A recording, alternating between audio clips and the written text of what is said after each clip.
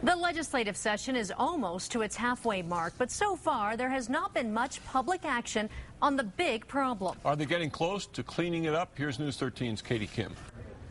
Make no mistake, lawmakers say the budget still remains their #1 priority this session, and we could get our first snapshot of the state's massive spending plan as early as next week. It's a tedious process. One that the House Appropriations and Finance Committee has been tackling right out of the gate.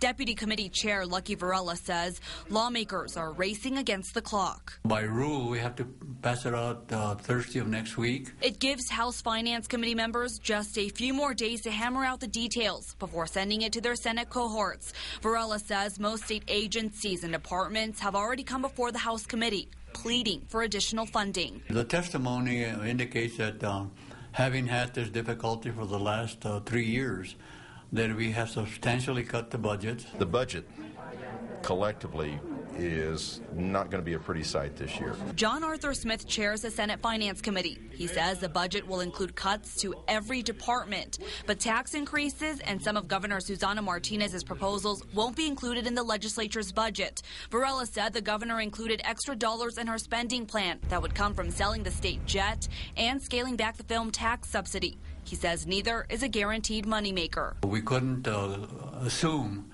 that there's going to be an additional $42 million like the governor indicated, because those are on the assumption that the legislature is going to take some action, and we're never sure of that. If the state sells the jet or the legislature passes the film tax program reduction, lawmakers will then account for the extra revenue. But for now, they're expecting the worst. We're in a financial situation in the state of New Mexico that requires everybody is going to have to participate in the pain.